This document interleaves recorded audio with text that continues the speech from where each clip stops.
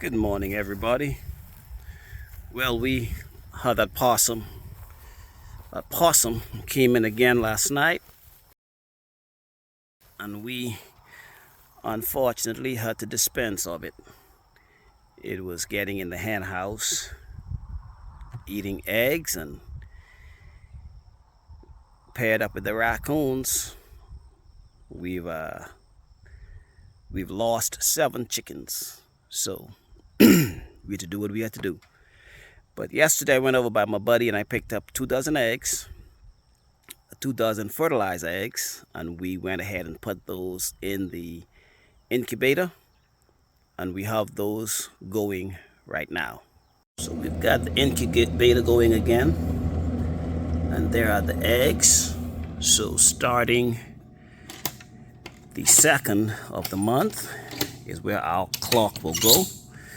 So I wanted to start on the 1st. But unfortunately I wasn't able to get him on the 1st. He was out of town and he made it back, and I got him on the 2nd. So that's good. That just throws us off one day. So I'll mark on my calendar up on the wall over here that we will start on the 2nd, and we will work ourselves into the 22nd. So from the 1st to the 21st, 2nd to 22nd. And hopefully by then we'll have some chicks hatching out. And that also means that I will have to build a second hoop coop for the new chicks. You don't want to put those babies in there with the bigger chicks. The bigger chicks are getting some good size, and they will peck and possibly kill any younger chicks that are hatched out who does not have a hen to protect it. So we'll get that all started, and it's all looking good. Let's go look at the chicks and see how they're coming along. So we'll just come on out here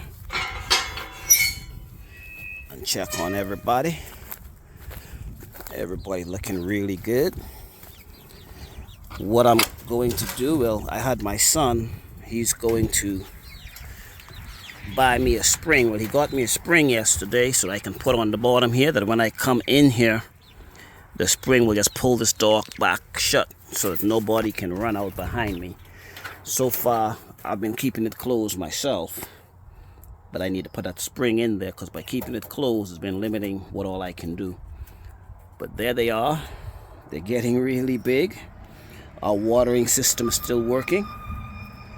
Only thing with this regular deal where it still has water in it is getting some mildew. Now I know there's no mildew in the big container because no sunlight can get in there. So we'll have to be working on fixing all of that. But they're getting big and looking good. By the end of the year, they should be ready to start laying.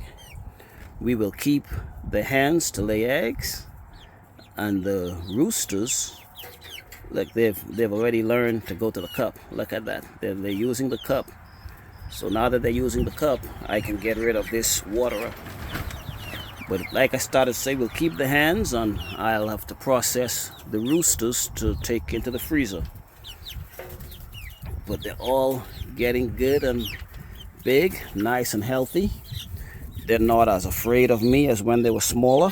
They're coming around, getting used to me, and that's good. But that's going to be the long-term plan. Keep the hens, collect the eggs, and take the roosters into the freezer. Now there's that little one right there with who had the bad leg. She's really growing up. There she is on the backside. And she's coming along. All her toes have straightened out. Her legs are looking good. She's not having any problems with her foot. But that's a good thing. Thank goodness. Well, let me get on out of here and get my day started. I've already been over to the big hen house and let them out for the day. Give them feed and water, and take care of these guys. So I'll go to the garden and go cut me some okra now. There you have it, folks. Wednesday morning okra harvest. I'll get inside, slice these up, put these in the freezer. I love me some good old okra. Sometimes I'll just grab a handful of those, just eat them raw or eat them in the garden while I'm picking okra and other vegetables. Looking good, looking good. Yeah, so we'll slice those. I just throw the tips off into the sink there. I have the stopper in the sink because I'm going to take those tips and put in our compost pile. Slice them up nice and easy. They're nice, easy slice. So I have these Ziploc freezer gallon size bags. I like to use those. I'll put some in that I've sliced already. Then I just put these others in there as I make space to slice more. So I'm going to slice all these okras and put them in this gallon bag before I put them in the freezer. So we'll just go through all of these. Okay, so now we have a 1 gallon bag of sliced okra. We have our Sharpie.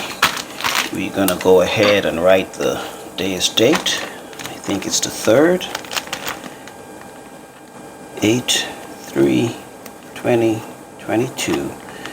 We'll just write okra. Obviously we can see it's okra, but then it's still nice to have it labeled. So we have our bag of okra.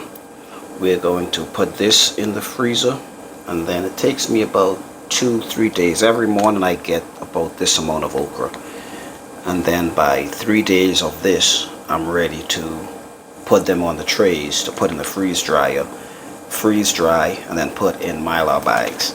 So really I did not need to date the bag because it's only going to be in the freezer a few days, but it's just out of habit. So date my bag 8/3/2022, label it okra. When I freeze dry these, move them over into Mylar bags, then I'll do the same thing to Mylar bags. We date and we write what's in the Mylar bags. And that's it, folks. And that's what we do. It is now a little after 8, so I need to jump a shower, get changed, and start making my way to the office. You all have a great day. Be safe, be blessed. Till next time.